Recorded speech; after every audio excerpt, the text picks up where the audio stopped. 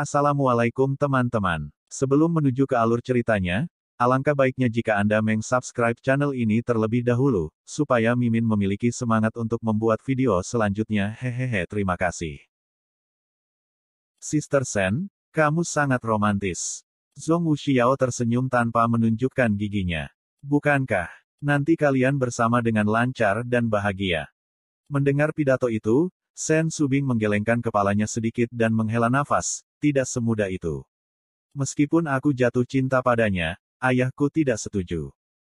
Saudari Sen, bagaimana Anda bisa bersama nanti? Tanya Dan Taixianer. Nanti, Sen Subing menatap Tan Yun dengan penuh kasih. Kemudian, ketika ayah saya tidak setuju, saya kawin lari dengannya. Untuk alasan ini, ayah saya dan saya memutuskan hubungan antara ayah dan anak. Pada titik ini, Sen Subing menghela nafas dan berkata, kemudian, pada hari saya menikah dengannya, ayah saya datang tanpa diundang dan memberi saya hadiah untuk mengenali saya.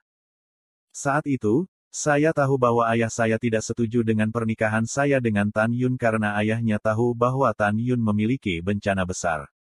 Jika saya menikah dengan Tan Yun, saya akan mati. Saat itu, saya menikah dengan Tan Yun dan menjadi istrinya.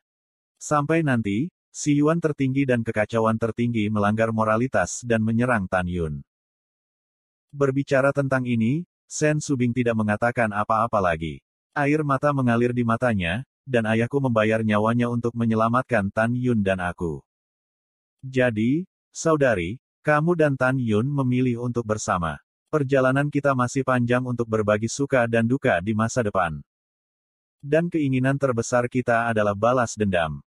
Mendengar pidato itu, Tang Membaloni, Zhong Wuxiao, Namong Yukin dan Dan Taixianer mengangguk berat. Mereka tidak menyangka bahwa Tan Yun dan Sen Subing telah mengalami begitu banyak pasang surut di masa lalu. Mereka juga tahu bahwa Sen Subing merasa bersalah atas ayahnya di dalam hatinya. Tan Yun melangkah maju, mengulurkan tangan dan menyeka air mata Sen Subing, memeluk Sen Subing. Merasakan sedikit depresi di atmosfer, Sen Subing mendorong Tan Yun menjauh, menatap keempat wanita itu, berpura-pura marah dan berkata, dia pernah berkata bahwa dia hanya mencintaiku sepanjang hidupnya dan tidak akan menikahi wanita lain. Tapi sekarang dia telah menipu kalian semua. Mendengar pidato itu, Tan Yun mengernyitkan hidungnya. Dan keempat gadis peri mengerucutkan bibir dan tersenyum. Keluarga tampak bahagia. Bintang-bintang berubah, 5 hari kemudian. Di bagian utara daratan, ada kota langit, kota suci Zhongli. Kota suci ditangguhkan lebih dari 100.000 gunung dengan aura. Kota suci itu sebesar 90 juta mil, hampir 20 kali lebih besar dari tempat rahasia Huangfu. Kota langit ini diselimuti awan tipis sepanjang tahun, seperti negeri dongeng. Kota ini dikenal sebagai kota pertama dari hukuman surga. Pada saat yang sama, itu adalah habitat terkenal dari keluarga Zhongli. Sekarang, Zhongli dan keluarganya sangat takut bahwa Huangfu Shengzong akan dibunuh oleh yang kuat, jadi mereka membuka barisan Fang Cheng. Tirai pencakar langit biru pucat sekarang menyelimuti seluruh kota besar. Ada lebih dari 9 juta orang Zhongli yang tinggal di kota suci, di mana lebih dari 60% adalah biksu. Jauh di dalam kota langit yang ramai, berdiri sebuah istana megah, kuil lonceng. Di belakang kuil Zhongli adalah kediaman keluarga Zhongli, yang mencakup area seluas jutaan mil. Pada saat ini, di kuil Zhongli, kepala keluarga Zhongli, Zhongli Liubo dan ibunya Lin Lanfang, duduk di meja. Lebih dari 200 penatua duduk di meja bawah di kedua sisi kuil. Meskipun ada banyak bangunan tinggi, hanya ada Lin Lanfang dan Zhongli Liubo, yang merupakan triple of Eclosion. Di antara para tetua yang tersisa, hanya ada 2 Yu Huajing. Dibandingkan dengan Huangfu Shengzong saat ini, Huangfu Shengzong adalah raksasa, dan keluarga Zhongli tidak bisa mengatakan itu semut. Saat ini, suasana di kuil itu menindas. Kamu tidak perlu khawatir. Zhongli Liubo dengan tenang bangkit dari tempat duduknya dan berkata sambil tersenyum, sejak 1,5 tahun yang lalu, pemimpin klan kami mengirim seorang tetua yang hebat ke istana Wuliangyu. Silakan datang dan duduk. Saya akan meninggalkan istana. Kota suci. Diperkirakan orang kuat dari istana terpencil yang tak terukur akan segera datang. Mendengar pidato itu, ketika para tetua merasa lega, kedua tetua itu berdiri dan membungkuk dan berkata, "Pemimpin klan, akankah Yougong yang tak terbatas setuju untuk melindungi keluarga kita?" "Iya," kata Zhongli Liubo, menggelengkan kepalanya dan mendesah, "karena Patriark memutuskan untuk memberikan pedang Dewa Zhenzu ke Istana Wuliangyu demi keselamatan keluarga kita." Semua sesepuh tampak sedih ketika mereka mendengar pidato itu. Karena pedang ilahi Zhenzu dengan 5 atribut emas, kayu, air, api, dan bumi adalah jiwa dan kepercayaan keluarga Zhongli. Jika pedang ilahi diberikan ke istana yang tak terukur, akan sulit bagi mereka untuk menyerah, dan hati mereka akan menjadi kosong. Tapi kemudian hati dipenuhi dengan kemarahan dan kebencian. Fitur wajah kedua tetua itu terdistorsi, dan mata mereka yang keruh menyembur karena marah. Mereka melemparkannya ke tanah dan berkata, "Pemimpin klan, pedang ajaib Zhenzu yang telah dijatuhkan oleh keluarga kami sekarang adalah titik untuk memberikannya. Ini semua disebabkan oleh Tan Yun. Itu semua disebabkan oleh Huang Fusengsong." Penatua lainnya mengangguk setuju. "Betul sekali." Zhongli dan Liu Bo marah. "Tan Yun, seorang bajingan, membunuh putriku. Sekarang sangat penting bagi kita untuk kehilangan pedang suci kita. Balas dendam ini harus dibalaskan." Pada saat ini, Lin Lanfang berkata, "Setiap kali saya memikirkan Siner yang sudah mati, saya merasa sakit hati. Ini hanya menunggu Istana Wuliangyu dan Zhongnan Xianshan untuk menghancurkan Huang Fusengsong. Jika dua negara adidaya hanya membunuh yang kuat dari Tan Yun dan Huang Fusengsong, maka kami Zhongli akan mencuci Huang Fusengsong dengan darah." Semua orang yang hadir cukup tak tahu malu. Mereka menempatkan semua kesalahan mereka di kepala Huang Fusengsong, tetapi mereka tidak merenungkannya. Jika keluarga Zhongli tidak ingin menyentuh Huang Fusengsong, aku ada benarnya. Pada saat ini, tetua kedua berkata, "Mari kita tunggu kekuatan besar Yougong yang tak terbatas datang untuk mengambil alih, dan kemudian tunggu kabar baik bahwa Huang Fusengsong dihancurkan oleh dua kekuatan super." Pada waktu bersamaan, Wosh! Tan Yun mengendarai perahu perisiapin dan berhenti terbang dari lautan awan yang luas. Tan Yun melepaskan kesadaran spiritualnya dan mengeluarkannya. Dia menyelimuti kota suci Zhongli. Dia menemukan bahwa tirai susunan menghalangi pandangannya dan tidak dapat melihat situasi di kota. Setelah itu, dia menyedot napasnya dalam-dalam, "Arai penjaga kota ini tidak bisa menghentikan seranganku sama sekali. Aku akan menerobos parit dan memasuki kota suci Zhongli. Kami hanya memiliki satu prinsip. Warga sipil di kota suci tidak akan terbunuh. Selama orang lain adalah biksu, mereka akan dibunuh terlepas dari level mereka." Kelima wanita itu mengangguk ketika mereka mendengar pidato itu. Di antara 5 wanita, jika ada yang paling membenci keluarga Zhongli, itu adalah Namong Yukin. Karena 30.000 penduduk desa yang meninggal di kota Wangyue juga orang tua dan penduduk desanya. Mata Tan Yun menunjukkan sentuhan esensi dan berkata, "Kota suci ini memiliki area yang luas. Saat ini, jika Anda menerobos barisan, saya khawatir para pemimpin puncak keluarga Zhongli akan mengambil kesempatan untuk melarikan diri. Jadi aku akan membawa mereka dulu dan kemudian membunuh mereka." Setelah itu, Tan Yun dan kelima putrinya memasuki ruang kultivasi Xianzu. Kemudian, Tan Yun mengatur agar kesadaran spiritual orang tidak mengintip ke dalam batas dan menyelimuti ruang kultivasi. Setelah semuanya selesai, Tan Yun membuka mulutnya dan suara orang tua berlama-lama di atas gerbang, "Pergi dan beritahu Patriark bahwa tetua kita telah mengundang para tetua Istana Wuliangyu. Biarkan Patriark datang menemuimu." Pada saat ini, dua anak dari keluarga alam pemurnian jiwa yang menjaga gerbang kota bersemangat dan berkata, "Penatua, tunggu sebentar. Saya akan melapor ke Patriark sekarang." Karena suara Tan Yun adalah tiruan dari Zhong Liliang, mereka secara alami tidak merasa tertipu. Setelah itu, salah satu pemuda terbang ke gerbang kota dengan pedang kekaisaran yang bersemangat, dan kemudian mencapai alun-alun di luar kuil Zhongli melalui barisan transmisi. Pria muda itu menyusut menjadi 1 inci dan sosoknya berkedip. Dia muncul di luar kuil. Dia berlutut menghadap kuil dan berteriak, "Pemimpin klan, tetua, undang orang kuat dari kuil tanpa batas. Penatua memintamu untuk menemuinya di luar gerbang kota." Begitu suara itu jatuh, suara bersemangat Zhongli Liubo datang dari aula tertutup, Oke, pergi dan beritahu tetua bahwa pemimpin klan akan memimpin para tetua dan segera datang. Itu adalah patriark. Anak laki-laki itu menerima pesanan dan pergi. Saat ini, di kuil Zhongli Liu Bo di kursi memandang lebih dari 200 tetua dan tidak bisa menutup mulutnya sambil tersenyum. Kalian, apakah kamu mendengar itu? Apa yang dikatakan patriark? Sang patriark mengatakan bahwa istana Wuliangyu akan mengirim kekuatan besar untuk mengambil alih keluarga kita, dan itu tidak salah. Lebih dari 200 tetua setuju satu demi satu, patriark berpandangan jauh ke depan dan bijaksana. Pada saat ini, Lin Lanfang dengan ramah memandang Zhongli Liu Bo dan berkata sambil tersenyum, aku senang kamu bahagia. Jangan konyol, kamu tidak akan bertemu kekuatan Yougong yang tak terbatas. Haha, ya, anakku.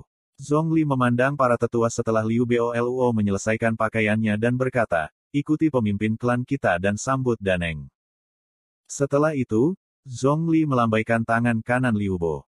Setelah pintu kuil dibuka, dia mengambil langkah besar keluar dari kuil. Pejabat tingkat tinggi dan Lin Lanfang mengikuti. Sesaat kemudian, Zhongli Liu Bo dan yang lainnya keluar dari udara tipis dari susunan transmisi di gerbang kota dan berjalan keluar dari gerbang kota sambil tersenyum. Saat Zhongli Liu Bo hendak membuka parit, dia mengerutkan kening.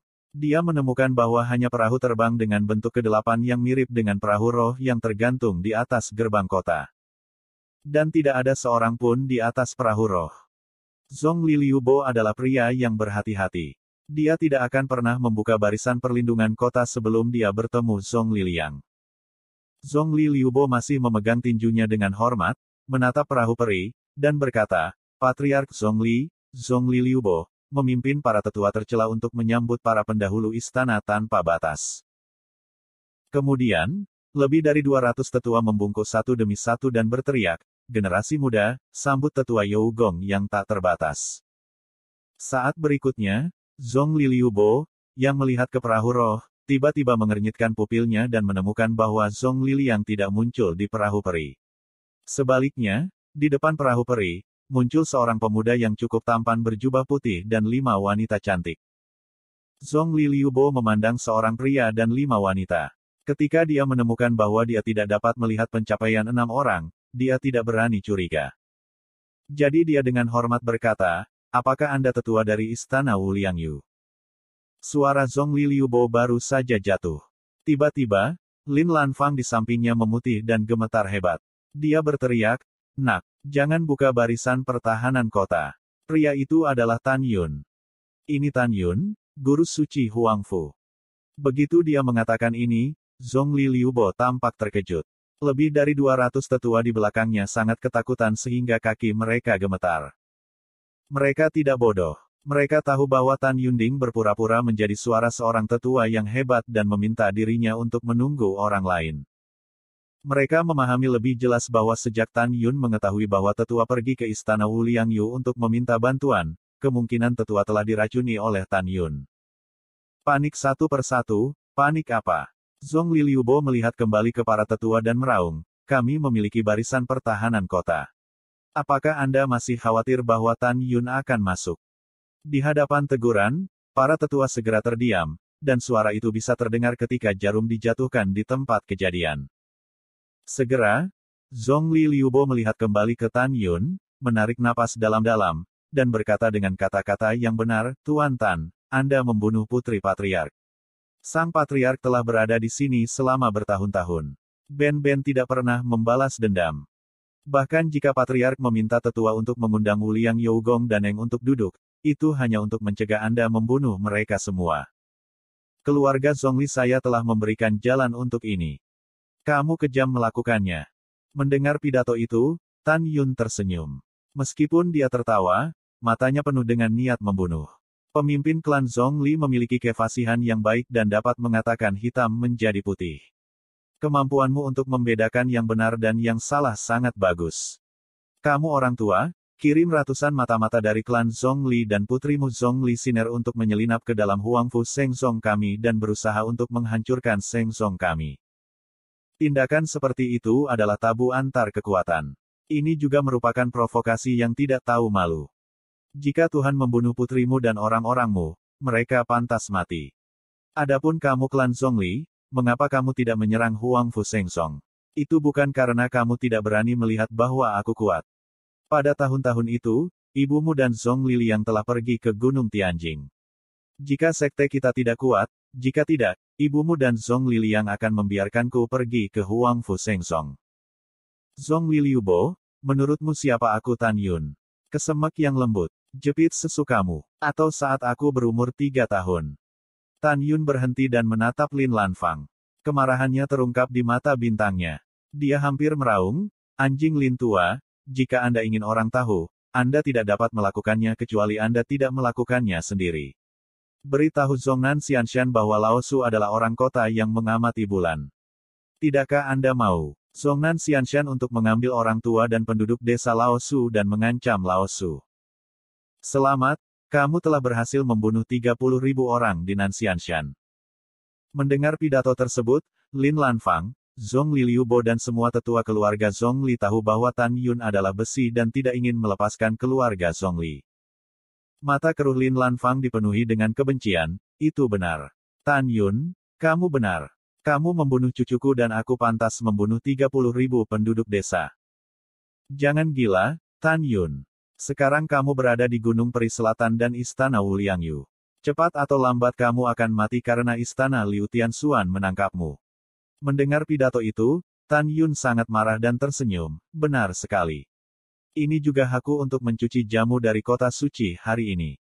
Juga, jangan melamun, Pak Tua. Zhongnan Xianshan dan Istana Wu Liangyu telah dihancurkan oleh Lao Su. Setelah mendengar ini, Lin Lanfang tercengang dan kemudian berkata sambil tertawa, bajingan kecil yang sombong, Zhongnan Xianshan dan Istana Wu Liangyu adalah kekuatan super dari daratan. Kultivasi terendah juga merupakan 4 tingkat lingkungan eklosion. Maukah Anda menghancurkan mereka? Anak bodoh, kamu tidak takut untuk menjulurkan lidahmu jika kamu berbicara besar. Kemudian Lin Lanfang mengambil langkah, menegakkan dadanya, mencibir dan berkata, binatang kecil, menurutmu di mana aku? Datanglah jika kamu mau, menjadi liar jika kamu mau. Aku berdiri di sini menunggumu untuk membunuh. Tapi sayang sekali kamu juga ingin menghancurkan parit keluarga kita. Saya katakan, susunan parit keluarga saya adalah susunan tingkat yaksian yang lebih rendah yang diatur oleh leluhur saya. Pada saat ini, Zhong Liliubo menjulurkan jari, menunjuk ke Tan Yun dan berkata dengan suara kejam, ibuku benar. Kamu bajingan yang membunuh putriku. Jika kamu memiliki kemampuan, kamu akan menghancurkan susunan parit, tapi sayangnya, binatang buas tidak bisa melakukannya. Pada saat ini, lebih dari 200 tetua tertawa satu demi satu. Di hati mereka, ada parit, dan jam dari kota suci itu sekokok emas. Bahkan jika orang-orang Yu Huajing menyerang, mereka tidak dapat mematahkannya selama 3 atau 5 tahun. Jika saya merasa parit itu akan pecah, saya sudah melarikan diri. Saat ini, telinga Tan Yun dihantui oleh kata-kata yang sangat memalukan dari, bajingan kecil, binatang kecil, tetapi tidak peduli seberapa baik hatinya, dia tidak bisa menahan amarah. Apalagi memikirkan kematian 30.000 orang, dadanya terbakar amarah. Api kebencian ingin meledakkan dadanya. Mata Tan Yun berubah dari marah menjadi merah, yang memancarkan kilau haus darah. Ah! Tan Yun meraung, aku akan membunuh hari ini. Tubuh api Hongmeng. Tiba-tiba, tubuh Tan Yun melonjak hingga 300 kaki. Tubuhnya sama mengejutkannya dengan magma. Rambutnya yang menari terbakar seperti api lava. Kemudian, Tan Yun menukik turun dari perahu peri seperti Mars, mengayunkan kedua tangannya yang besar, menghancurkannya di layar susunan di atas gerbang kota, dan berteriak, hancurkan untukku. Pada saat berikutnya, Lin Lanfang dan bahkan semua anggota senior keluarga Zhongli ketakutan hingga putus asa. Boom! Dengan suara keras, tirai cahaya parit bergetar pada saat lengan Tan Yun jatuh. Kemudian, hancurkan untukku. Tan Yun terpental 1000 kaki, lalu ditembak jatuh, dan menginjakkan kaki kanannya di layar larik. Bang! Pada suara pertama, tirai di atas gerbang pecah. Segera, tirai arai yang luas dengan radius 90 juta mil runtuh dan tersebar di udara hampir pada saat yang bersamaan. Bagaimana ini bisa terjadi? Suara ketakutan Zhongli Liubo tiba-tiba berhenti, tetapi Tan Yun yang tingginya 300 kaki menginjak-injak Zhongli Liubo sampai mati dengan rumahnya seperti kaki kanan. Putra, teriak Lin Lanfang, beralih ke susunan transmisi di gerbang kota. Saat melarikan diri, dia buru-buru memerintahkan lebih dari 200 tetua, lari. Itu wanita tua. Lebih dari 200 tetua melompat ke udara dan terbang menuju Lin Lanfang. Tan Yunhua berubah menjadi sisa. Dalam sekejap, dia muncul di belakang para tetua dan menyapu para tetua dengan tangan kanannya. Lengan besar yang tersapu dari langit langsung memecah kehampaan dalam jarak 100 mil. Tidak. Ah. Bang bang. Di tengah tangisan keputusasaan dan ketidakberdayaan, lebih dari 60 tetua disapu oleh lengan kanan Tan Yun. Seluruh tubuh mereka berubah menjadi bunga darah kematian yang indah dari udara rendah. Tulang mereka menghilang dan semangat mereka menghilang. Membunuh. Membunuh. Petik 2. Sen Subing, Namong Yukin, Tang Mengbalu, Zhong Wuxiao, dan Tai Xianer, melintasi langit dan mengambil lampu pedang untuk membunuh para tetua yang melarikan diri. Kepulan. Darah di langit seperti hujan dan tulang-tulangnya berjatuhan. Hanya dalam 3 detik, lebih dari 200 tetua keluarga Zhongli terbunuh. Dalam kekosongan, Tan Yun, yang setinggi 300 kaki, tiba-tiba menyusut ke ketinggian normal. Setelah mengejar Lin Lanfang, dia menamparkan punggungnya. Puff. Lin Lanfang membusungkan 3 panah darah, dan organ dalamnya terluka parah. Tubuh tuanya seperti layang-layang yang rusak, jatuh di tepi susunan transmisi di bawah. Tidak. Lin Lanfang gemetar dan naik ke arah susunan transmisi seperti kura-kura. Ah! Tiba-tiba, Lin Lanfang mengeluarkan teriakan histeris, tetapi Tan Yun muncul di depan Lin Lanfang dengan wajah membunuh dan menginjak tangan kanannya. Derit berderit, klik. Tan Yun perlahan menekan tangan kanan Lin Lanfang menjadi terak. Ah! Tangan orang tua, Lin Lanfang berteriak. Jeritan Lin Lanfang begitu keras sehingga itu benar untuk jarak ratusan mil. Pada saat ini, para biarawan klan Zhongli tidak jauh dari gerbang kota menemukan bahwa semua pemimpin dan tetua klan Zhongli meninggal, dan semua melarikan diri dengan panik.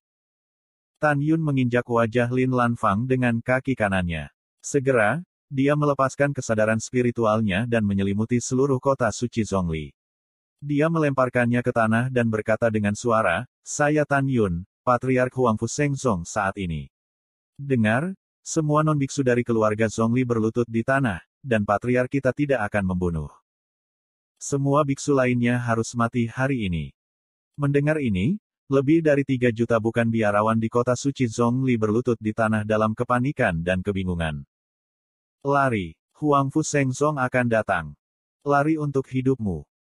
Beberapa dari lebih dari 5 juta biksu yang tersisa bangkit dari udara, dan beberapa menginjak pedang terbang mereka dalam upaya untuk melarikan diri dari segala arah di luar kota suci. Jelas, mereka tahu rasa terima kasih dan kebencian antara Huangfu Shengzong dan keluarga Zhongli-nya. Pada saat ini, Lin Lanfang di kaki Tan Yun, suara kelemahan mengandung kemarahan yang tak ada habisnya. "Tan Yun, kamu iblis. Kamu iblis." Tan Yun tampak tenang dan mengerikan, "Orang tua, sejak saat Anda klan Zhongli mengirim mata-mata untuk menyelinap ke Huangfu Shengzong kami, Anda klan Zhongli ditakdirkan untuk binasa. Hari ini, kami terutama membiarkan Anda, jutaan orang, menguburkan 30.000 orang tua dan penduduk desa saya yang sudah meninggal." Setelah Tan Yun mengatakan ini, dia mengenakan murid surgawi Hong Meng dan mengendalikan Lin Lanfang. Tidak ada keraguan bahwa dia berkata, "Beritahu Tuhanku, di mana pedang 5 atribut ilahi di keluargamu?" Lin Lanfang tampak kusam dan berkata, "Di cincin surga dan bumi putraku." Mendengar pidato itu, Tan Yun menghancurkan kepala Lin Lanfang dengan satu kaki. Segera, sosok itu muncul di luar gerbang kota. Dari cincin surga dan bumi Zhongli Liubo, ia menemukan pedang ilahi 5 warna universal. Dan pedang wanita. Artefak terbaik. Tan Yun menyempitkan pupilnya dan berpikir, itu pasti pedang suci yang digunakan oleh dewa musuh setelah dia datang untuk menghukum daratan. Sangat tepat bagi Zian untuk menggunakan pedang ini. Ketika Tan Yun menyingkirkan pedang suci, Sen Subing, putri kelima, telah melancarkan serangan spiritual terhadap para biksu yang melarikan diri dari langit. Dalam sekejap, kesadaran spiritual yang kuat dari 5 wanita, seperti gelombang yang tak terlihat, menelan kehampaan puluhan juta mil di sekitarnya. Ah, luangkan hidupmu. Kami belum ingin mati. Dalam teriakan ketakutan akan belas kasihan, lebih dari 2 juta jam jauhnya dari para biarawan keluarga, seluruh tubuh meledak dari udara kosong. Untuk sementara waktu, langit diselimuti kabut darah, dan langit ditelan oleh hujan darah.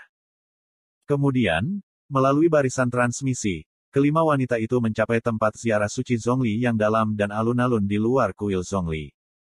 Boom! Tan Yun lebih kuat dari Yu Huajing, dan memiliki 30% serangan spiritual, menyebar ke arah kekosongan ke segala arah. Di mana kesadaran spiritual berlalu, kehampaan penuh dengan celah-celah ruang gelap yang pekat. Tiba-tiba, lebih dari 3 juta biksu dihancurkan oleh pengetahuan spiritual dan berubah menjadi hujan darah. Hua-hua. Untuk sesaat, darah menyapu jam dari kota suci, dan darah berubah menjadi aliran di tanah. Beberapa saat kemudian, lebih dari 5 juta biksu Zhongli dalam ziarah suci tidak memiliki kehidupan untuk kembali. Saat ini, lebih dari 3 juta orang, yang bukan keluarga biarawan Zhongli, yang merangkak di tengah hujan darah, ketakutan. Mereka sangat ketakutan sehingga mereka lupa menangis. Takut pikiranku menjadi kosong. Pada saat ini, suara acuh tak acuh Tan Yun terdengar di langit. Ingat, itu adalah garis bawah Tuhan kami untuk tidak membunuhmu. Mulai sekarang, tidak akan ada keluarga Zhongli di daratan. Adapun kota hukuman surgawi pertama ini, itu akan diubah menjadi kota hukuman surgawi yang mati. Karena kamu bukan biarawan, Tuanku akan memberimu 10 tahun untuk meninggalkan kota ini. 10 tahun kemudian, jika ada orang lain di sini, Tuanku akan melakukan apa yang dia katakan dan membunuh mereka semua tanpa amnesti. Juga, dengarkan dengan jelas. Tuanku yang baik tidak membunuhmu. Aku tidak menyelamatkan hidupmu untuk membalas Huang Fu Shengzong di masa depan. Tentu saja, kamu juga bisa membalas dendam. Selama aku tahu Huang Fu Shengzong, ke-9 keluarga akan dihancurkan. Jaga dirimu. Begitu suara itu jatuh, Tan Yun melihat ke belakang dan menghancurkan kuil Zhongli dengan satu pukulan. Kemudian, hancurkan semua bangunan klan Zhongli di belakang kuil Zhongli. Akhirnya, setelah Shen Subing menggeledah harta keluarga-keluarga Zhongli, Tan Yun pergi dari kota suci Zhongli bersama 5 wanita dan terbang ke Gunung Canggu di utara, yang dikenal sebagai benua hukuman surgawi dan gunung kedua. Jangkauan. Ada ribuan sekte Siuxian di pegunungan Canggu, di antaranya 3 kekuatan adalah keluarga tersembunyi dengan nama Zhongwu, Qi Li dan Si Hong. Dikatakan bahwa ketiga keluarga tidak peduli dengan dunia, tetapi Tan Yun tahu bahwa ini omong kosong. Jika Anda tidak bertanya tentang dunia, apakah Anda akan mengirim mata-mata untuk menyelinap ke Huang Fu Shengzong dan berencana menduduki sarang murai? Perahu peri itu seperti kilat kristal besar, terbang bola-balik di langit biru. 6 menara tinggi berdiri di atas perahu peri. Di 6 menara, tentu saja, Tan Yun dan 5 wanita sedang berlatih. Waktu berlalu seperti anak panah. Perahu roh terbang dari langit selama 2 tahun 4 bulan. Sudah 5 tahun sejak Tan Yun meninggalkan Gunung Tianjing. Saat ini, Tan Yun, duduk bersila di lantai 12 Menara Suci Linglong, telah dipromosikan ke Yu Huajing ke-7. Yukin, Meng Baloni, Xiao dan Xianer di 4 menara lainnya juga telah melangkah ke 7 lapisan alam bulu setelah meminum pil bulu. Shen Subing di menara terakhir, dengan level tertinggi, dipromosikan ke level ke-8 Yu Huajing. Dengan senyum puas, Tan Yun melangkah keluar dari menara suci. Ketika dia pertama kali muncul di perahu roh, kelima wanita itu juga melangkah keluar dari pintu menara selangkah demi selangkah, berdiri berdampingan dengan Tan Yun, menghadap ke pegunungan Canggu yang menjulang tinggi di bawah lautan awan. Shen Subing menjulurkan jari-jari giok kian-kian, menghaluskan sutra hijau yang terganggu oleh angin, dan berbisik, Tan Yun, berapa lama waktu yang dibutuhkan untuk mencapai keluarga Qili? Kamu bisa tiba sebelum matahari terbenam, kata Tan Yun. Hancurkan keluarga Qili terlebih dahulu, dan kemudian akan memakan waktu setengah bulan untuk mencapai keluarga Si Hong. Akhirnya hancurkan keluarga Zhongwu. Setelah itu, Tan Yun mengerutkan kening dan berkata, hitung waktunya. Kami telah meninggalkan sekte selama 5 tahun. Sangguannya seharusnya dipromosikan menjadi Yu Huajing. Kecuali dia, kita tidak tahu apa kekuatan tertinggi istana Liu Tianxuan itu. Satu-satunya hal yang saya khawatirkan adalah bahwa ketika 6 kaisar abadi surgawi bereinkarnasi, ketika saya datang ke daratan hukuman surga, orang kuat lainnya di 6 dunia abadi surgawi akan mengikuti reinkarnasi dari 6 kaisar abadi surgawi. Di ujung selatan bumi tempat manusia hidup, ada dataran tinggi dengan ketinggian 60 juta li, yang disebut Wolong Xianyuan. Dataran tinggi berumput ini meliputi area seluas 880 juta li. Melihat ke bawah dari langit, pola medan Xianyuan ini seperti 108 naga raksasa yang berputar-putar, sehingga disebut Wolong Xianyuan. Ada 108 puncak peri di negeri peri Wolong, yang masing-masing terlihat seperti naga raksasa yang mengangkat kepalanya tinggi-tinggi. Oleh karena itu, disebut kawasan Puncak Wolong. Daerah Puncak Wolong adalah habitat Sangguan Ya, pemimpin istana Liu Tianxuan. Di puncak utama Wolong, puncak paling megah di kawasan Puncak Wolong, terdapat sebuah istana megah. Di puncak di luar istana, ribuan air terjun peri yang dipadatkan oleh roh surga dan bumi menggelinding, yang sangat spektakuler. Saat ini, di luar aula Liu Tianxuan, seorang pria berusia 60 tahun dengan tulang dan tulang abadi berdiri dengan alis horizontal dan garis vertikal, seolah-olah dia telah menemukan sesuatu yang sulit dan ingin melapor ke Sangguan Ya. Orang tua itu adalah istana Liu Tianxuan. Leluhur tertinggi, Ni Duanhong. Pada saat yang sama, dia juga ayah mertua keanggunan Sangguan. Setelah reinkarnasi Sangguannya, ia tumbuh bersama Ni Lingyun dan akhirnya berkembang dan berbuah. Keduanya melahirkan putri mereka saat ini Ni Rou. Menantu perempuan tua, ada apa denganmu? Ni Duanhong berkata dengan cemas. Ledakan. Pada saat ini, pintu aula, yang tingginya ribuan kaki, terbuka perlahan. Sangguannya penuh dengan momentum besar dan harga diri dunia, dan melangkah keluar dari aula Suandian 6 hari. Kamu benar. Butuh 6 tahun sebelum dan sesudah sangguannya, dan akhirnya memasuki kesempurnaan eklosion yang luar biasa dari eklosion tingkat ke-9. Ayah, menantu perempuan saya mencari Anda. Sangguannya melintas di depan Ni Duanhong dan berkata sambil tersenyum, Ayah, bagaimana kabarmu? Apakah kamu telah menghancurkan Huang Fu Sengzong dan menangkap Tan Yun? Mendengar pidato itu, Ni Duanhong menghela nafas, Yaer, ayahku akan memberitahumu tentang itu. Kamu tidak tahu. Sebagai imbalan atas mata-mata yang baru saja dikirim oleh ayahku, lebih dari 700 talenta Yu Huajing di Yougong yang tak terbatas pergi untuk menyerang Huang Fu Sengzong. Pada akhirnya, tidak ada yang selamat dan semuanya mati. Semua mati. Setelah sangguannya terkejut, dia berkata, Tan Yun layak untuk reinkarnasi dari Hong Meng tertinggi. Pada saat ini, Ni Duanhong berkata lagi, ada gunung peri Zhongnan. Tidak peduli berapa banyak orang yang kami kirim berteriak di luar pulau peri Pengdun, tidak ada yang menjawab. Arai perlindungan gunung telah diatur di Zhongnan Xianshan, dan orang-orang kami tidak dapat masuk untuk mencari tahu. Sebagai seorang ayah, dia berpikir bahwa gunung peri selatan dihancurkan oleh Tan Yun. Yaer, Tan Yun pasti telah melewati mulut Zhongnan Xianshan dan istana Wuliang Yu dan mengetahui bahwa Huang Fu Sengzong lah yang diserang oleh istana Liu Tianxuan kita dan mengirim 2 pasukan.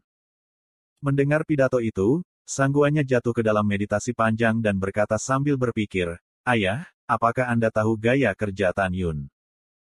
Ni Duanhong mengangguk dan berkata, aku pernah mendengarnya untuk ayahku. Dikatakan bahwa putra Tan Yun tegas, kejam, dan tidak pernah lunak pada musuh. Lebih penting lagi, Tan Yun telah mengalami banyak perang dan tak terkalahkan. Setelah kata-kata Ni Duanhong, sangguannya bergumam pada dirinya sendiri, kami tak terkalahkan. Kami tegas dan kejam. Maka pada dasarnya dapat disimpulkan bahwa Tan Yun tidak mengambil inisiatif untuk menyerang Suangong 6 hariku. Hanya ada satu alasan, dia tidak sepenuhnya yakin.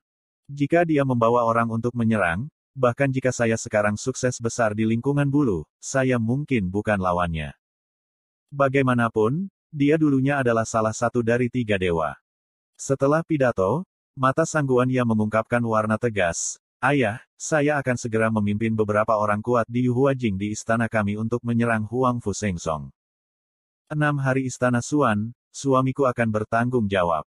Sangguannya sangat cerdas. Dia secara akurat menilai dari gaya Tan Yun bahwa Tan Yun tidak menyerang istana Liu Tianxuan segera setelah orang kuat istana Wu Liangyu yang Tan Yun lakukan di masa depan terbunuh, karena Tan Yun tahu dia bukan lawan dari istana Liu Tianxuan. Tujuan reinkarnasi sangguannya ke dunia bawah adalah untuk membunuh Tan Yun. Hanya dengan membunuh Tan Yun dia bisa muncul dan melambung. Setelah kembali ke dunia peri, dia akan membalas utusan dunia ilahi yang kacau. Karena itu, dia harus membunuh Tan Yun. Malam turun, angin dingin, dan salju tebal melayang di pegunungan Canggu. Sebuah perahu peri jatuh dengan cepat dari langit bersalju ke puncak-puncak yang kuat dengan aura yang pekat. Di puncak-puncak berdiri sebuah monumen besar dengan tulisan, "Keluarga Qili," terukir di atasnya. Di depan tablet batu, seorang anak dari keluarga Qili di alam pemurnian jiwa memandang seorang pria dan 5 wanita di perahu peri. Ketika dia menemukan bahwa dia tidak dapat melihat ranah Tan Yun, dia masih sombong, "Siapa 6 orang itu? Laporkan namamu." Alasan mengapa pemuda itu memiliki hidung ke langit adalah karena di belakangnya berdiri keluarga Qili, salah satu dari 3 keluarga pertapa. Tan Yun melirik pemuda itu dengan lubang hidung menghadap ke langit dan berkata dengan lemah, "Nada bicaramu sangat keras. Bagaimana jika aku tidak melaporkan namaku?" Hahaha. Pemuda itu geli. "Jangan bicara omong kosong. Jika kamu tidak melaporkan namamu, cepat pergi. Saya telah melihat banyak orang seperti Anda yang lebih tinggi dari saya. Mengapa Anda pikir saya khawatir Anda tidak akan berhasil?"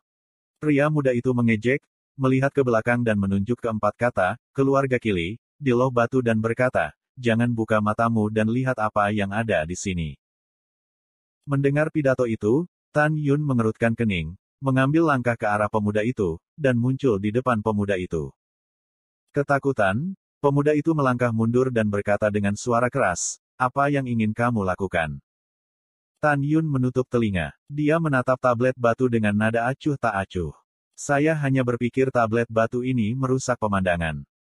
Dengan itu, Tan Yun menjulurkan jari dan perlahan menyentuh tablet batu. Saat berikutnya, sebuah adegan yang menakutkan pemuda itu muncul, tetapi jari Tan Yuna yang tampaknya biasa, saat dia menunjuk ke tablet batu, retakan besar menyebar dengan cepat ke arah tablet batu dari ujung jarinya. Bernapas, tablet batu besar setinggi 10.000 kaki itu penuh dengan retakan yang mengejutkan. Ketika Tan Yun mengambil kembali jarinya, tablet batu setinggi 10.000 kaki itu, huala, terjatuh kembali. Kaki pemuda itu gemetar ketakutan, matanya melebar dan menatap Tan Yun, dengan tetesan keringat di dahinya. Namun meski begitu, dia masih menahan rasa takutnya dan berkata dengan suara gemetar, "Kamu berani menghancurkan loh batu di depan gerbang gunung keluargaku. Kamu, siapa kamu?" Tan Yun mengucapkan kata demi kata, "Tan Yun, Paus Suci Huangfu." Mendengar pidato itu, suara pemuda itu semakin bergetar, kamu. Tiba-tiba, pemuda itu menoleh ke lonceng psikis yang tergantung di kehampaan dan berteriak, "Acara patriark itu buruk." Suara pemuda itu tiba-tiba berhenti, tapi tangan kanan Tan Yun melambai di udara. Pemuda itu meninggal tanpa seluruh tubuh. Siapa yang berani bertingkah liar di depan gerbang gunung keluarga Qiliku? Pada saat ini, jam psikis bergetar sedikit, dan terdengar suara usia tua yang penuh dengan ki. Saat ini, di wilayah rahasia Qili, seorang berusia 8 tahun keluar dari aula kuno Qili, dengan tatapan marah di matanya.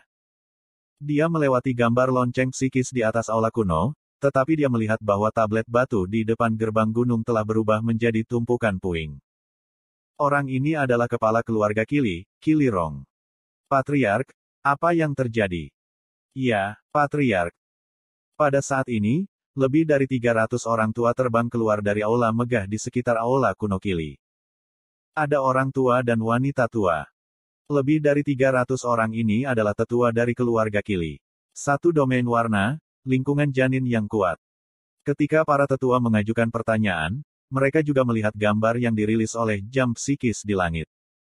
Pada saat ini, salah satu tetua tiba-tiba melebarkan matanya, menatap pemuda berjubah putih di gambar, dan berkata dengan panik, "Patriark, orang ini." Tanpa menunggu kata-katanya, orang-orang melihat pemuda tampan itu. Pria berjubah putih dalam gambar dan berkata dengan acuh tak acuh, liar. Nada yang besar. Tuanku benar-benar liar. Apa yang dapat Anda lakukan untuk tuanku? Tuanku. Kilirong menggelengkan alisnya yang putih dan memandang ke samping pada lelaki tua itu. Siapa dia? Klan, pemimpin klan. Kata lelaki tua itu dengan wajah abu-abu yang mematikan, dia adalah Sekte Suci Huangfu, pemimpin Sekte Tan Yun. Itu musuh kita. Begitu dia mengatakan ini, Kilirong segera menjadi pucat. Ketika dia memeriksa Tan Yun Xiu, dia terkejut menemukan bahwa dengan kekuatan 3 kali lipat dari eklosion, dia tidak dapat melihat apa itu Tan Yun Xiu. Bahkan 5 wanita cantik di belakang Tan Yun tidak bisa melihat apa itu dunia. 300 penatua lainnya juga pucat saat ini. Mereka juga bisa berpikir bahwa Tan Yun dan 5 wanita bukanlah teman baik. Mereka akan membalas dendam. Apa yang terjadi dengan ayahku? Pada saat ini, seorang pemuda dengan 5 besar dan 3 tebal, terbang ke udara dan mendarat di depan Kilirong. Pinger, pergi dan biarkan leluhurmu keluar dari bea cukai, dan katakan bahwa Tan Yun sialan itu akan datang. Kilirong buru-buru berkata. Itu ayah. Pemuda bernama Kiliping buru-buru bangkit dan menghilang ke langit. Jangan panik, semuanya. Kilirong melihat kembali ke para tetua dan berkata, sejujurnya, leluhur surgawi dari Patriark dipromosikan ke bobot keempat Yuhuajing 20.000 tahun yang lalu, dan sekarang dia telah memasuki bobot ke-8 Yuhuajing. Para tetua tampak terkejut mendengar pidato itu. Mereka mendengar bahwa leluhur surgawi Kilirong, Kili Guchong, duduk 20.000 tahun yang lalu. Tanpa diduga, dia tidak hanya hidup, tetapi juga memasuki alam bulu 8 kali lipat. Kilirong melirik para tetua dan dengan sungguh-sungguh berkhotbah, ingat, masalah ini tidak boleh diumumkan, jika tidak, biarkan Zhongnan Xianshan dan Istana Wuliang Yu tahu bahwa leluhur surgawi saya buruk. Jangan khawatir, pemimpin klan, bawahan mengerti. Para penatua dengan cepat berkhotbah. Kilirong berkata kepada para tetua dengan senyum muram, alasan mengapa leluhur surgawi saya tidak pergi ke Zhongnan Xianshan adalah untuk melindungi kedamaian keluarga saya. Karena 6 Tan Yun datang ke sini tanpa tahu harus berbuat apa, kami akan membiarkan mereka tinggal. Kilirong mencibir di dalam hatinya setelah dia mendengar suara itu. Menurut pendapatnya, 6 orang Tan Yun mati oleh Tianzunya sendiri. Boom! Bang! Pada saat ini, dengan suara yang memekakkan telinga, pintu dunia rahasia Kili terbuka. Segera, Tan Yun dan 5 wanita terbang ke tempat rahasia Kili, dan mengunci Kilirong dan lebih dari 300 tetua sejauh 50.000 mil melalui pengetahuan spiritual. Siapa patriarknya? Tan Yun minum dalam-dalam, berdering di langit. Tan Yun, lelaki tua itu adalah patriark, jadi. Pengetahuan spiritual Kilirong mengunci Tan Yun dan berteriak, Anda adalah leluhur yang membakar dupa tinggi sebelum Patriark memimpin orang untuk menyerang Anda, Santo Huangfu. Aku tidak mengharapkanmu, siapa yang tidak? Kilirong berbicara dengan sangat arogan karena dia menemukan bahwa leluhur surgawinya telah terbang ke arahnya. Dalam sekejap, seorang lelaki tua dan tak berbentuk dengan janggut keluar dari udara tipis dari Kilirong. Orang tua itu adalah leluhur surgawi Kilirong, Kili Guchong. Pada saat ini, Kili Guchong melepaskan kesadaran spiritualnya dan menyelimuti 6 orang Tan Yun. Dia menemukan bahwa Shen Subing adalah 8 kali lipat dari alam eklosion, dan Tan Yun dan Mengbalo, Xiao, Xianer dan Yukin adalah 7 kali lipat dari alam eklosion. Mata kacau dipenuhi dengan 7 poin keganasan dan 3 poin kejahatan. Suaranya, yang mengandung rasa membunuh yang tak ada habisnya, bergema di tanah rahasia Kili sejauh 2 juta mil, mengapa? Apakah Anda benar-benar berpikir tidak ada seorang pun di keluarga Kili saya? Atau menurutmu 5 bulu 7 dan 1 bulu 8 bisa menghancurkan keluarga Kili? 6 binatang jahat, yang memberimu keberanian untuk menantang keagungan keluarga Kiliku. Alasan mengapa Kili Guchong begitu mendominasi adalah karena dia percaya diri dan memiliki kekuatan untuk menantang 3 Zhou Yuhuajing. Di dalam hatinya, 6 Tan Yun rentan terhadap dirinya sendiri. Jika dia mengetahui bahwa 6 orang Tan Yun, salah satu dari mereka dapat menghancurkan sekelompok 9 kekuatan besar di alam bulu, dia tidak akan tahu bagaimana perasaannya. Pada saat ini, Kilirong dan lebih dari 300 tetua melihat bahwa Kili Guchong tidak memperhatikan Tan Yun. Tiba-tiba, mereka menegakkan dada mereka dan tampak bangga. Sebaliknya, Tan Yun tersenyum dan menatap Qi Guchong seperti orang bodoh. Tan Taisyaner dari Tan Yun berkata dengan dingin, "Orang tua, nada bicaramu tidak kecil, tapi aku tidak tahu apakah nada suaramu sekeras kekuatanmu." Begitu suara itu jatuh, 7 nafas alam bulu meledak di tubuh halus peri dan Tai Miaoman. Bas! Sayap cahaya. Kemudian, dalam getaran dahsyat kehampaan, sepasang sayap putih sepanjang 10 kaki tumbuh di belakangnya. Pola suci emas bengkok di sayapnya mengirimkan tenda emas kabur, membuatnya seperti malaikat yang datang ke dunia. Tan Yun, ada 4 saudara perempuan. Aku punya orang ini. Begitu suara indah putra peri Dandai jatuh, dia memutar tangan gioknya, memegang pedang terbang, mengepakkan sayap cahaya suci, bergegas ke Qi 50.000 mil jauhnya dan pergi dengan kecepatan tinggi. Di antara bernapas, dia melompat 20.000 mil ke dalam kehampaan. Aku akan memberikannya padamu. Gadis kecil, bagaimana rasanya menjadi orang tua? Qi Gu mendengus dingin, membunuh di matanya, menderita kematian. Qi Gu bergegas ke tubuhnya dan memuntahkan kekuatan guntur yang cerah dan mendominasi. Itu berubah menjadi seberkas cahaya, berlari cepat dan bergemuruh melintasi langit dan pergi ke Dan Taisyaner. Ketika Qi Guchong hanya berjarak ribuan mil dari peri Tantai, Qi Guchong menutup jari telunjuk dan jari tengahnya, memutar jari pedangnya, dan melambaikan tangan kanannya ke arah peri Tantai. Ledakan. Pada saat itu, kekosongan itu runtuh, seperti lubang gelap dengan diameter 20.000 li, melahap dia dan Dan Taisyaner. Di gua raksasa ruang gelap, pedang panjang 30.000 zang dari kekuatan surga guntur dan tau meledak dari jari pedang kanan Qi Gu, dan momentumnya dikejutkan dan dipotong ke Dan Taisyaner. Segera, di mata Qi Lirong yang bersemangat dan lebih dari 300 tetua, mereka melihat pedang yang cerah dan mendominasi, yang langsung menelan Dan Taisyaner. Mereka sangat bersemangat. Penatua Qi sangat kuat. Hanya perlu 1 pukulan untuk membunuh wanita ini. Ya, ya. Ketika para tetua bersemangat, Tan Yun dan Sen Subing, keempat putrinya, tersenyum. Tiba-tiba Qi Gu buru-buru mengeluarkan suara panik dan menyela pemujaan para sesepuh. Ah! Kok bisa? Kamu hanya eklosion tingkat ke-7. Di gua raksasa ruang gelap, Qi Guchong melihat pemandangan yang tak terlupakan sampai mati. Namun, melihat cahaya terang dari pedang yang dipotong oleh Dan Taisyaner, dia tiba-tiba menutup sayap cahaya suci, menyelimutinya dengan udara yang kencang, dan bergegas ke pedang. Bang-bang. Tiba-tiba, peri Dante yang diselimuti sayap suci cahaya menghancurkan dan meledakkan 30.000 pedang sang. Saat berikutnya, ketika dia muncul di depan Qi Guchong, dia memecahkan kepompongnya menjadi kupu-kupu dan mengembangkan sayapnya. Kemudian, dengan pedang dan seberkas cahaya pedang, dia melesat menjauh dari Qi Guchong. Ketika ruang gelap berubah menjadi ketiadaan dan langit menjadi tenang, peri Tantai telah menyingkirkan sayap suci cahaya dan berdiri di belakang Qi Guchong dengan pedang di udara. Tik-tok. Dia melihat ke bawah dengan dingin. Di Qi Lirong di bawah dan pedang terbang di tangan batu giok, tetesan darah jatuh ke dalam kekosongan di sepanjang ujung pedang yang tajam. Lao Zhao, Lao Zhao. Pada saat ini, Qi Guchong dalam kekosongan di belakang Dan Taisyaner, sebelum suara gemetar jatuh, lingkaran rambut seperti darah muncul di lehernya.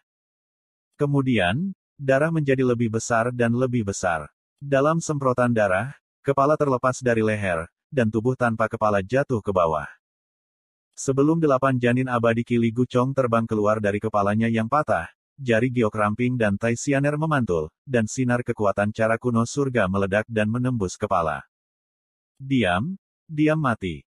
Wajah Qi Lirong abu-abu seperti kematian. Dari 300 penatua lainnya, 30% ketakutan dan duduk di tanah. Seperti kata pepatah, terkadang kematian bukanlah yang paling mengerikan, tetapi proses menunggu kematian, yang paling mudah menghancurkan kehendak orang. Lebih dari 300 orang tua ketakutan dan keputusasaan menyebar dari hati mereka. Mereka tidak melarikan diri, karena mereka tahu bahwa di hadapan peri seperti Dan Tai, mereka akan membunuh kekuatan besar Qi Guchong dengan 1 pukulan. Mereka tidak bisa melarikan diri sama sekali. Pada saat ini, Tan Yun dan keempat putrinya juga terbang melintasi langit dan berdiri di samping Tan Taisyaner. Sayang, Qi Lirong menghela nafas dalam-dalam. Segera, dia menatap Tan Yun, menanggung penghinaan, berlutut dan berkata dengan tulus. Zhong Zutan, aku bingung untuk sementara waktu, jadi aku mengirim seseorang untuk menyelinap ke Huang Fu Sengsong. Ini semua salahku. Aku berlutut di sini untukmu. Tolong jangan mempermalukan orang-orangku. Adapun apakah aku ingin membunuh atau mengikis, semuanya terserah padamu. Aku mohon, selamatkan orang-orangku. Dengan itu, Qi Lirong membenturkan kepalanya ke Tan Yun. Tidak sulit untuk melihat bahwa Qi Lirong masih bisa memikirkan orang-orang sebelum dia meninggal. Dia memang seorang patriark yang berkualitas. Di hadapan memohon belas kasihan, Tan Yun acuh tak acuh. Dia berkata dengan dingin, angkat kepalamu. Ketika Qi Lirong mengangkat kepalanya, dia merasa pusing di benaknya. Di hadapannya, hanya Tan Yun yang memiliki sepasang murid aneh. Tan Yun menunjukkan murid surgawi Hong Meng dan berharap untuk mengatakan, Qili Ruxu, tetapi Anda adalah anggota keluarga Qili. Iya, kata Qi Lirong dengan tatapan datar, dia adalah leluhurku yang hebat. Tan Yun buru-buru bertanya, dia pergi ke tanah abadi lebih dari 80.000 tahun yang lalu, tapi dari mana dia mendapatkan pedang suci? Tidak, jawab Qi Lirong. Tidak. Tan Yun sangat kecewa. Dengan lambaian tangannya, Qi Lirong cahaya keemasan meledak. Tuan Tan, selamatkan hidupmu. Lebih dari 300 tetua memohon belas kasihan. Kemana saja Anda sebelumnya? Tan Yun mencibir dan berkata dengan dingin, Su Bing, bunuh. Keluarga Qili melakukan Huang Fu Sengsong kami. Dan membunuh mereka semua. 1 jam kemudian, Tan Yun dan 5 wanita terbang keluar dari wilayah rahasia Qili. Tan Yun mendirikan monumen batu besar di depan gerbang gunung keluarga Qili. Tan Yun tampak serius. Sambil memegang pedang, dia menulis dengan paksa di loh batu, siapapun yang melanggar Huang Fu Sengsong saya akan dibunuh tanpa amnesti. Ditandatangani oleh Tan Yun. 7 juta orang dari keluarga Qili tidak pernah hidup. Jangan pernah menunjukkan belas kasihan di hadapan musuh. Tan Yun tahu bahwa bersikap lembut kepada musuh adalah kejam terhadap dirinya sendiri. Itu juga kejam bagi puluhan juta murid Huang Fu Sengsong dan ratusan miliar orang dari 2 peziarah suci. Karena jika Anda tidak membunuh musuh, musuh dapat membalas dendam dengan membunuh 2 peziarah suci. Kemudian, Tan Yun membutuhkan waktu 3 jam untuk membuka gerbang batu, membuat gerbang alam rahasia di pintu keluar alam rahasia, dan mengatur 12 barisan pertahanan tripod ganda naga di gerbang alam rahasia. Tujuan dari susunan barisan pertahanan Tan Yun adalah secara alami untuk membuka terowongan ruang waktu dari tempat rahasia Huang Fu di pegunungan Tianjing ke tempat rahasia Qili setelah menenangkan daratan Tianjing di masa depan. Dengan cara ini, Huang Fu Sengsong memiliki tempat lain yang diberkati. Setelah mengatur barisan pertahanan, hari sudah larut malam. Tan Yun mengendarai perahu peri dengan 5 wanita ke kedalaman Gunung Canggu. Waktu berlalu dengan cepat. Setengah bulan kemudian, Tan Yun mengemudikan perahu peri, melewati puncak megah langsung ke awan, dan akhirnya terbang menuju puncak yang menjulang tinggi. Tidak lama kemudian, perahu peri terbang ke udara dan mendarat di lereng bukit gunung. Gunung ini disebut Sihong Xianshan, yang tingginya mencapai 1,3 juta kaki. Bagian tengah gunung dikelilingi oleh awan dan kabut, yang cukup megah. Sihong Xianshan adalah keluarga tersembunyi, gerbang gunung keluarga Sihong. Ketika Tan Yun dan kelima putrinya menjarah perahu peri, alis pedangnya sedikit mengernyit, tetapi di bawah lempengan batu gerbang gunung, seorang lelaki tua yang sehat dan bugar berusia 80-an duduk bersila. Tan Yun melihat sekilas bahwa lelaki tua yang terkenal itu adalah eklosion ganda. Pria tua itu membuka matanya, bangkit, membungkuk dalam-dalam kepada Tan Yun dan kelima putrinya, dan berkata, keluarga bawahan Sihong saya, sekarang Sihong Yuan, ayah dari patriark, telah melihat patriark dan 5 pendahulu. Tan Yun mengerutkan kening. Pihak lain mengaku sebagai bawahannya dan menjual beberapa obat di labu. Menyerah pada diri sendiri, atau taktik menunda. Mengesampingkan kebingungannya, Tan Yun berkata dengan ringan, Sihong Yuan, tuanku tidak tua. Tuanku memiliki ingatan yang baik, tetapi saya ingat dengan jelas. Saya tidak memiliki Anda sebagai bawahan. Celepuk. Sihong Yuan tiba-tiba berlutut di depan Tan Yun dan menundukkan kepalanya, Tuan. Pada saat itu, putra saya, Sihong Seng Yuan, sekarang patriark, mencoba menghentikannya, tetapi saya masih bersikeras. Keluarga Si Hong kami bersedia mengakui Anda sebagai Tuhan.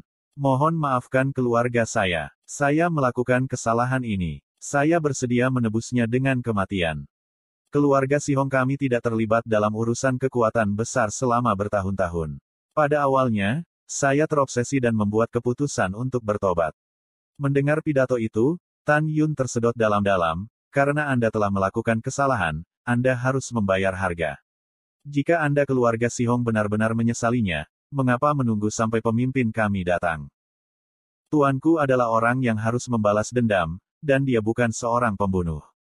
Jika Anda mengambil inisiatif untuk meminta maaf kepada Huang Fu Shengzong kami. Tapi kamu tidak.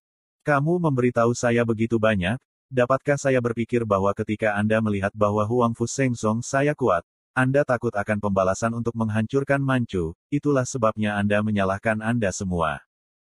Kata-kata Tan Yun, cahaya dingin di matanya. Mendengar pidato itu, Si Hong Yuan mendongak dan berkata dengan tulus, Tuhan, apa yang saya katakan itu benar. Dan Patriark, tidakkah kamu melihat putraku?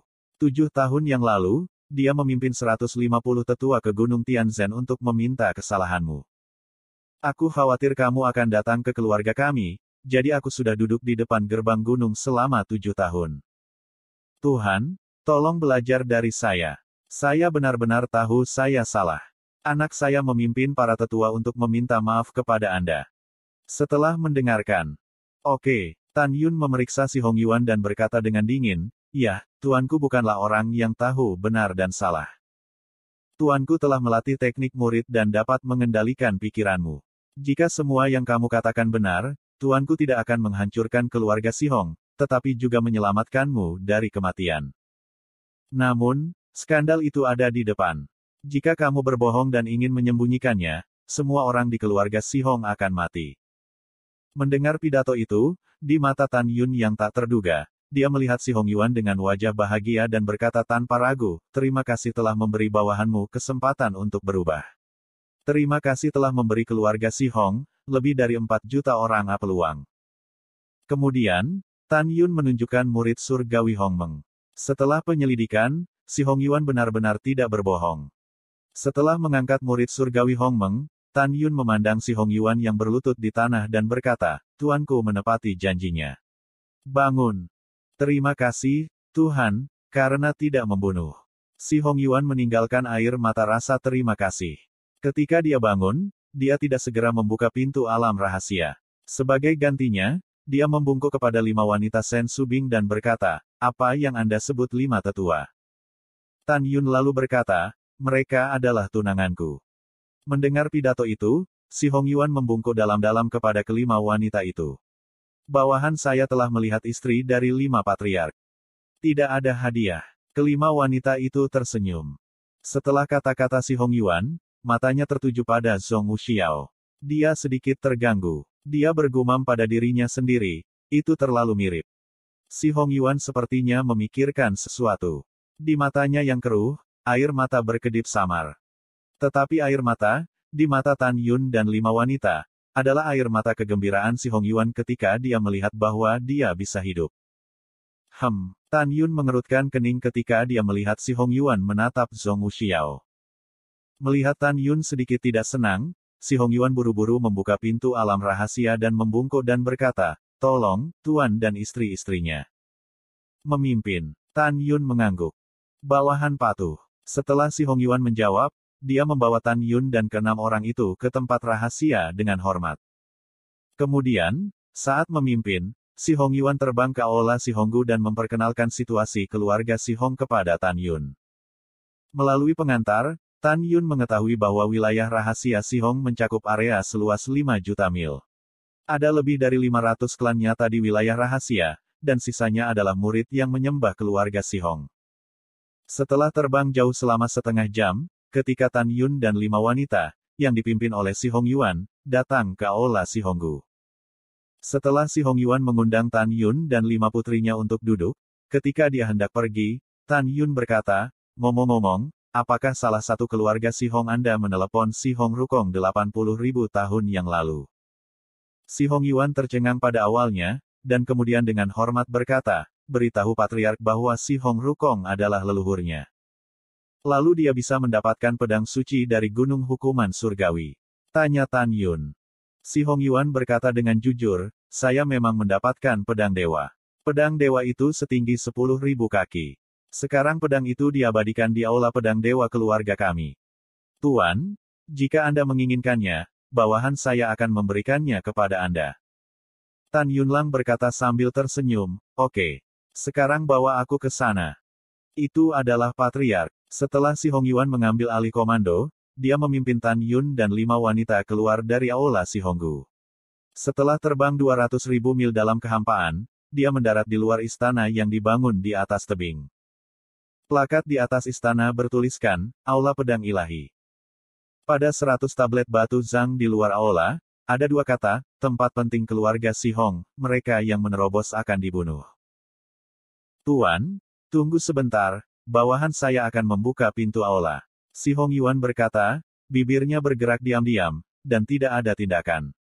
Kemudian, pintu aula setinggi ratusan kaki meledak menjadi cahaya kabur, dan di belakang layar, terbuka dengan keras. Setelah pintu aula yang berdebu dibuka, Tan Yun melihat pedang yang berkilauan dan tembus pandang setinggi 10.000 kaki dan memancarkan fluoresensi kemana-mana. Pedang raksasa itu tidak bergerak, tetapi ruang di sekitar pedang ilahi beriak dalam lingkaran, memancarkan bau atribut spasial yang kuat. Sekilas Tan Yun mengenali bahwa pedang ini adalah pedang surgawi Hongmeng dari atribut spasialnya sendiri, tanpa jejak. Melihat pedang besar yang berdiri di aula, Si Hong Yuan menggelengkan kepalanya dan menghela nafas. Patriark, kamu tidak tahu. Meskipun pedang suci ini milik leluhur berikut, itu telah dibawa kembali dari tanah abadi selama lebih dari 80.000 tahun, tetapi tidak dapat mengendalikannya. Meskipun ini adalah pedang suci, itu tidak bisa digunakan. Apa gunanya? Mendengar pidato itu, Tan Yun tersenyum, kamu tidak bisa mengendalikannya. Bukan berarti Tuhan kita tidak bisa menggunakannya. Setelah mendengar ini, Si Hong Yuan tidak mengatakan apa-apa, tetapi dia tidak berpikir demikian di dalam hatinya. Tapi kemudian, adegan yang terjadi membuat hati Si Hong Yuan meledak. Tan Yun melangkah maju dan berbisik, tidak ada jejak, Tuan telah datang menemuimu. Bas. Setelah kata-kata Tan Yun, pedang ilahi Wanzang mengeluarkan sedikit getaran dan kembali tenang. Pindah, pindah. Si Hong Yuan berseru dengan tatapan hantu, Tuan, pedang ilahi tidak pernah bergerak sejak datang ke keluarga Si Hong kami selama lebih dari 80.000 tahun. Tanpa diduga, pedang itu telah bergerak. Ketika dia terkejut, Si Hong Yuan tiba-tiba memikirkan sesuatu. Dia menatap Tan Yun dengan kaget.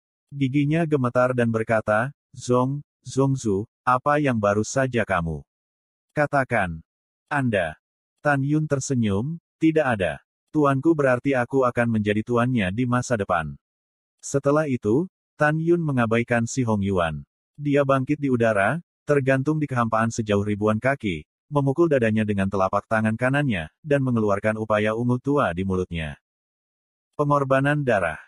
Tanpa menunggu kerja kerasnya, Tan Yun Lingzi memanipulasi kerja kerasnya dan dengan cepat membentuk totem di kehampaan. Garis darah di totem darah padat dan merayap perlahan. Ketika 4 kata darah, Hongmeng tertinggi, akan muncul di tengah, Tan Yun tiba-tiba berbalik ke samping dan menghalangi pandangan Si Hong Yuan. Pergi. Bibir Tan Yun menggeliat, dan totem darah dengan cepat diserap ke dalam pedang. Tiba-tiba, pedang suci bergetar hebat tanpa jejak. Tan Yun merasakan hubungan darah yang telah lama hilang, yang berasal dari pedang suci, seolah-olah pedang suci adalah bagian dari tubuhnya. Tidak ada jejak, datang ke sini. Tan Yun berbisik pada dirinya sendiri. Pedang ajaib, yang tingginya 10.000 kaki, tiba-tiba berubah menjadi 3 kaki 3 inci dan diserap ke telapak tangan kanan Tan Yun. Wah, wah, wah.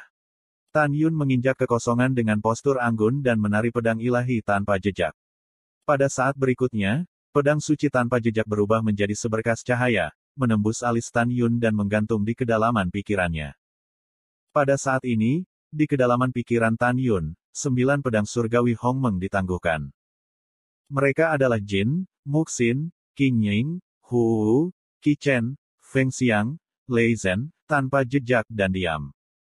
Selain 9 pedang Hongmeng, ada pedang pembunuh Hongmeng lainnya. Setelah Tan Yun tidak menghilangkan jejak, mata bintang itu mengungkapkan pandangan harapan dan pemikiran yang dalam. Sekarang hanya ada 2 pedang surgawi Hongmeng, yang belum diambil kembali. Salah satunya ada di kerajaan iblis, dan yang lainnya pasti ada di keluarga Zhongwu.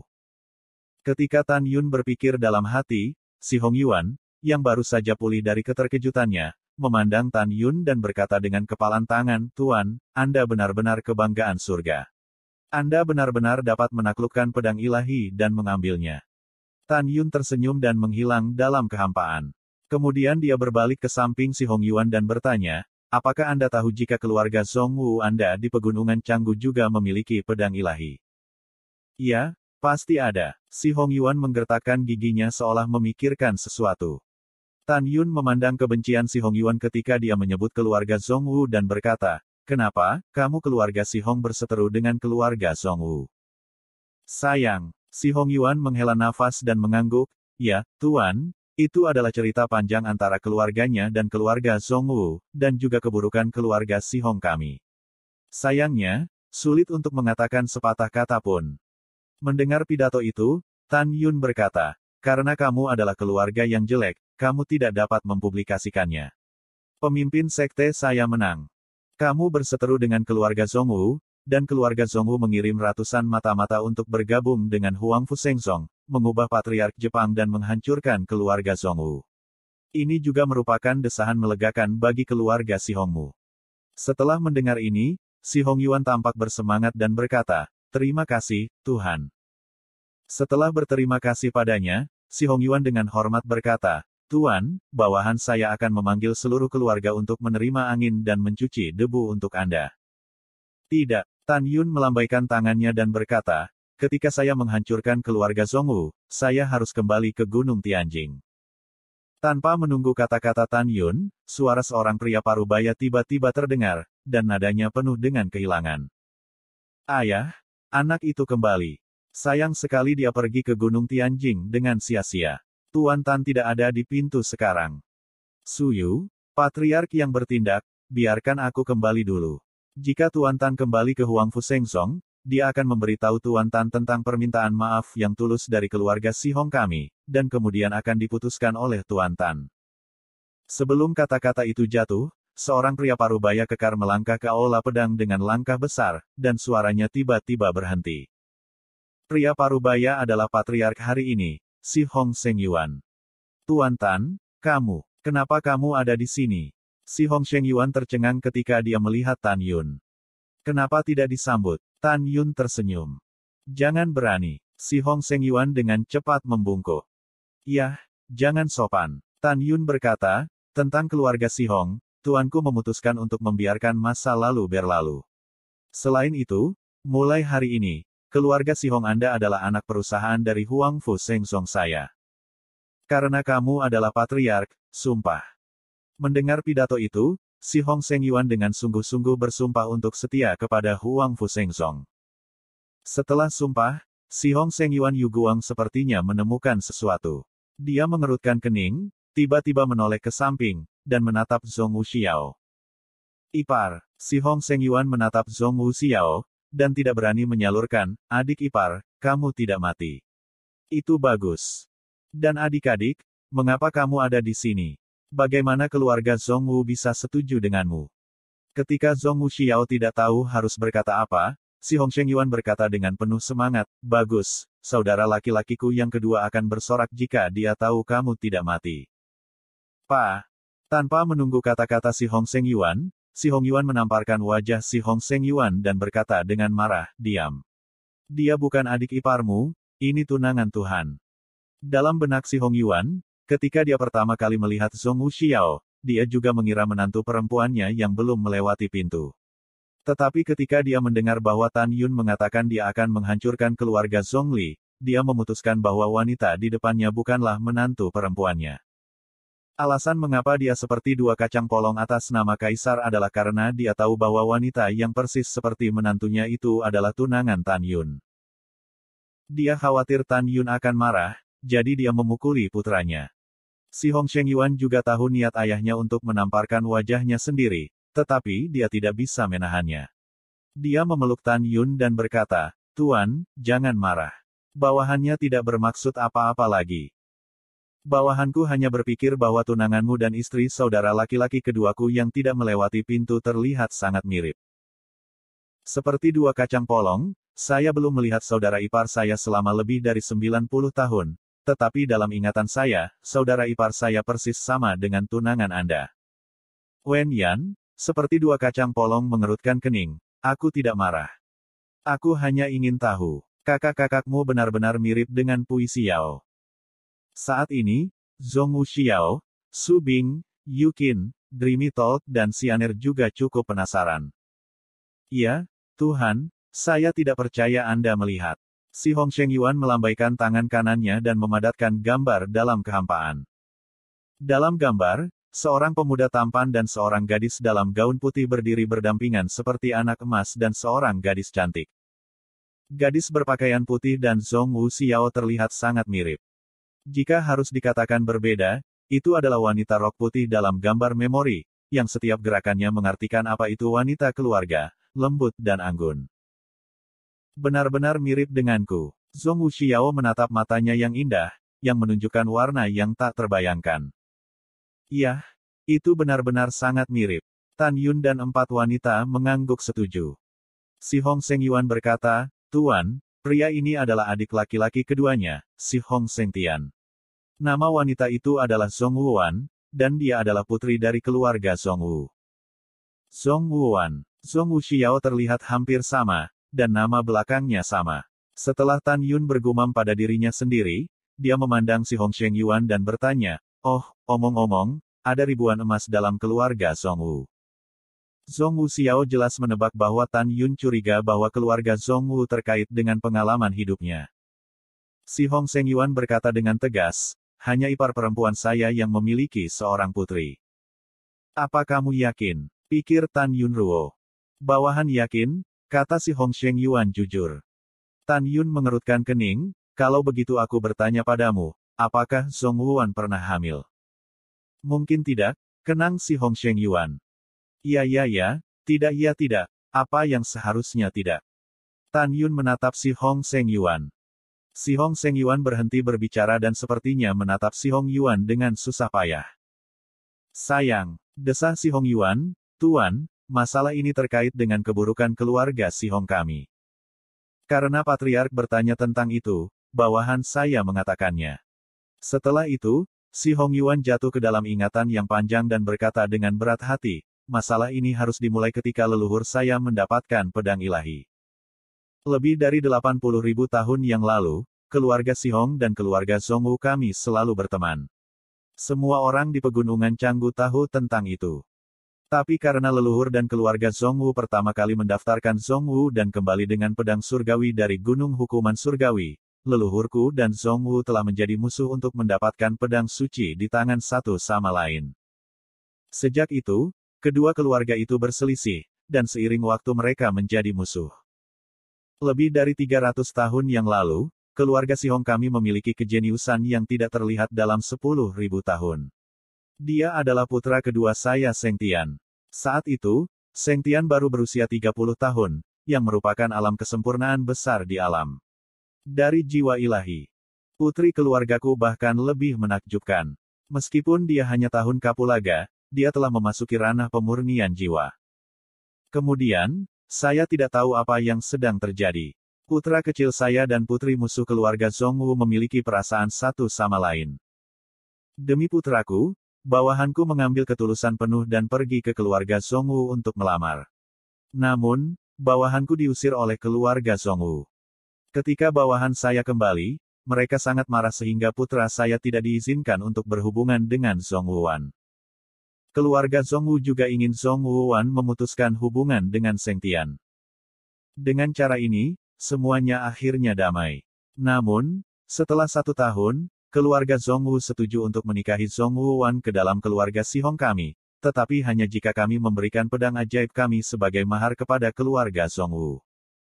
Berbicara tentang ini, Si Hong Yuan menggelengkan kepalanya dan menghela nafas, bawahanku akhirnya setuju untuk membuat putra mereka bahagia. Kemudian Seng Tian dan Waner bertunangan dengan lancar dan siap menikah di hari lain. Pada hari pertunangan, bawahan saya memberikan pedang ilahi kepada keluarga Zhongwu. Namun, begitu Zhongwu kembali ke keluarga dengan pedang ilahi, dia bertobat. Bahkan, bawahan saya sudah lama curiga bahwa keluarga Zhongwu akan menarik kembali kata-katanya. Oleh karena itu, bawahan saya meninggalkan tangan dan pedang yang mereka kirimkan palsu. Bawahan itu seperti dua kacang polong, pedang adalah bawahan, dan itu adalah pedang dengan bagian atas yang sama dengan pedang. Tentu saja, bawahanku memutuskan pada saat itu. Jika keluarga Zhongwu benar-benar menikahkan Waner dengan putraku, bawahanku akan benar-benar memberikannya kepada keluarga Zhongwu. Ketika sampai pada ini, si Hongyuan tampak kesepian dan berkata, sejak itu, pernikahan telah berakhir, dan Seng Tian tidak pernah pulih. Sampai sekarang, Seng Tian telah tinggal di tempat dia pertama kali bertemu Waner. Tidak ada gunanya membujuk bawahanku. Sayangnya, putraku, yang pernah menjadi jenius di pegunungan kuno, telah merosot sejak saat itu. Tapi bawahanku tidak menyalahkannya, karena dia terlalu mencintai Waner. Bawahanku juga tidak membenci Waner, karena dia adalah anak yang baik. Untuk bersama dengan surga suci, dia berulang kali memaksa Patriark Zhongwu dengan kematian, dan akhirnya dikurung di keluarga Zhongwu. Sekarang, menghitung waktu, dia telah dikurung selama ratusan tahun. Dia tidak tahu apakah dia hidup atau mati. Setelah itu, si Hongyuan meneteskan air mata penyesalan. Jadi Patriark, Waner tidak menikahi Seng Tian, jadi Seng Yuan mengatakan Waner seharusnya tidak memiliki anak perempuan. Mendengar pidato itu, Zhong Wuxiao melihat ke situ Yuan, mengerutkan bibirnya dan berkata, bisakah Anda memberitahu saya kapan Zhong Wuan dan si Hong Sheng Tian saling mencintai? Si Hong Yuan berpikir sejenak dan berkata, jika bawahan saya ingat dengan benar, itu seharusnya 106 tahun yang lalu. 106 tahun. Zhong Wuxiao siang mengepalkan tinjunya dan berpikir, usia saya yang sebenarnya tahun ini adalah 105 tahun. Apakah itu? Memikirkan hal ini, tangan kanan Zhong Wuxiao sedikit gemetar dan mengajukan liontin batu giok berbentuk phoenix dengan kristal merah darah dari leher batu giok. Lihat, bisakah kamu mengenali liontin batu giok ini? Zhong Wuxiao berbisik. Aku belum melihatnya. Ketika si Hong Yuan mengerutkan kening, si Hong Sheng Yuan, yang berada di sampingnya, tiba-tiba berseru, gok peri darah phoenix. Liontin giok ini dibuat oleh adik laki-laki kedua saya untuk adik ipar saya. Istri Tuhan, bagaimana itu bisa ada di tanganmu? Begitu dia mengatakan ini, Tan Yun tercengang. Apakah Xiao putri dari Si Hong Sheng Tian? Si Hong Sheng Yuan adalah paman Xiao. Si Hong Yuan adalah kakek Xiao. Pada saat ini, Tan Yun tidak hanya berpikir seperti ini, tetapi Su Bing, Yu Qin, Meng Balderdas, Xianer, termasuk Zhong Wuxiao, tidak dapat menahan diri untuk berpikir seperti ini. Sebaliknya, si Hong Yuan menatap Zhong Wuxiao. Tubuh tuannya bergetar hebat. Matanya menatap Zhong Wuxiao dan menjadi lebih baik dari sebelumnya. Dia sudah tua, tapi tidak bodoh. Dia menduga bahwa Xiao di depannya mungkin adalah cucunya sendiri. Mengandung kegembiraan di hatinya, si Hong Yuan berkata dengan suara gemetar, Nyonya, dari mana liontin giok Anda berasal? Mata Zhong Wuxiao kesepian dan dengan jujur berkata, saya adalah bayi yang ditinggalkan. Saya ditinggalkan di Gunung Tianjing. Kemudian, ayah dan ibu angkat saya menjemput saya dari sarang serigala dan membesarkan saya. Orang tua angkat saya memberitahu saya bahwa ketika mereka menemukan saya, liontin batu giok ini tergantung di leher saya. Ayah angkatku melihat bahwa nama keluarga Zhongwu terukir di liontin batu giok, jadi dia menamaiku Zhong Wuxiao. Mendengar pidato tersebut, si Hong Yuan bertanya, Nyonya pemimpin, berapa usia Anda tahun ini? Usia saya sebenarnya adalah 105 tahun. Kata Zhong Wuxiao. Tanpa menunggu si Hong Yuan berbicara, si Hong Sheng Yuan terkejut dan bersemangat. Menurut perhitungan waktu, Nyonya, Anda mungkin keponakan saya. Zhong Wuxiao menggigit bibir bawahnya dengan giginya dan berbisik, apakah liontin batu giok ini benar-benar diukir oleh tuan muda kedua aristokrasi?